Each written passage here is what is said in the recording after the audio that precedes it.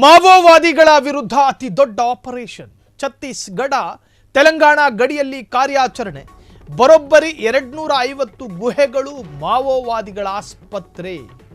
ಮಾವೋವಾದಿಗಳ ವಿರುದ್ಧ ಮತ್ತೊಂದು ಬೃಹತ್ ಕಾರ್ಯಾಚರಣೆ. ಛತ್ತೀಸ್ಗಢ ತೆಲಂಗಾಣ ಗಡಿಯಲ್ಲಿ ಕಾರ್ಯಾಚರಣೆ. ಬರೋಬ್ಬರಿ 250 ಗುಹೆಗಳು ಮಾವೋವಾದಿಗಳ ಆಸ್ಪತ್ರೆ. ಬಂಕರ್ಸ್ಗಳ ಮೇಲೆ ಸೆಕ್ಯೂರಿಟಿ ಫೋರ್ಸ್ ಅಟ್ಯಾಕ್ ಆಗಿದೆ. ಕರ್ರೆಗುಟ್ಟ ಬೆಟ್ಟದಲ್ಲಿ 21 ದಿನಗಳ ಕಾಲ ಬಿಗ್ ಸರ್ಚಿಂಗ್ ನಡೆದಿದೆ.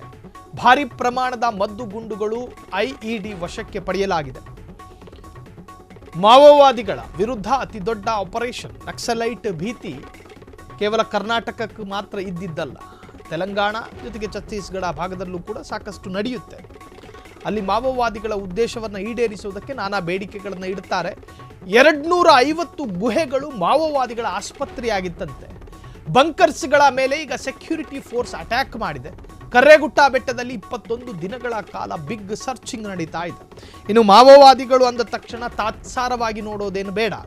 ಅವರಿಂದ ನಾಡಿಗೆ ಆಗಿರ್ತಕ್ಕಂತಹ ಅಪಾರ ನಷ್ಟ ಇದೆಯಲ್ಲ, ನಿಜಕ್ಕೂ ಅಪಾರವಾದಂತಹ ನಷ್ಟಗಳಾಗಿದೆ ಆಯಾಯ ರಾಜ್ಯಕ್ಕೆ. ಅದು ತೆಲಂಗಾಣಕ್ಕೂ ಕಂಟಕ, ಛತ್ತೀಸ್ಗಢಕ್ಕೂ ಕಂಟಕ, ಈ ಹಿಂದೆ ಕರ್ನಾಟಕಕ್ಕೂ ಕೂಡ ಈ ನಕ್ಸಲೈಟ್ಗಳ ಕಾಟ ಏನಿತ್ತು ಹಾಗೇನೆ ಈ ಮಾವೋವಾದಿಗಳ ಕಾಟ ತೆಲಂಗಾಣಕ್ಕೆ ಭಾರಿ ತೊಂದರೆಯನ್ನು ಕೊಡ್ತಾ ಇತ್ತು. ಸೊ ಈಗ ಸೆಕ್ಯೂರಿಟಿ ಫೋರ್ಸ್ ಅಟ್ಯಾಕ್ ಮಾಡಿದೆ ಅವರ ಬಂಕರ್ಗಳಿಗೆ. ಅದರಲ್ಲೂ ಕರ್ರೆಗುಟ್ಟ ಬೆಟ್ಟದಲ್ಲಿ 21 ದಿನಗಳ ಕಾಲ ಬಿಗ್ ಸರ್ಚಿಂಗ್ ನಡೆದಿತ್ತು. ಭಾರಿ ಪ್ರಮಾಣದ ಮದ್ದು ಗುಂಡುಗಳನ್ನು ಐಇಡಿಯನ್ನು ವಶಕ್ಕೆ ಪಡೆಯಲಾಗಿದೆ.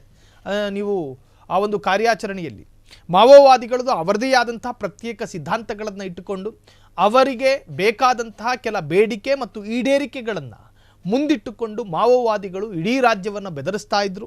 ಅದು ಬೇರೆ ಬೇರೆ ರೂಪದಲ್ಲಿ ಮಾವೋವಾದಿಗಳ ಥ್ರೆಟ್ಗಳಿತ್ತು. ಈ ಎಲ್ಲದಕ್ಕೂ ಕೂಡ ನಿಗ್ರಹಿಸಲು ಒಂದು ಫೋರ್ಸನ್ನು ರೆಡಿ ಮಾಡಿಕೊಳ್ಳಲಾಯಿತು. ಈ ಹಿಂದೆ ಕಾರ್ಕಳ, ಈ ಕರಾವಳಿ ಭಾಗದಲ್ಲಿ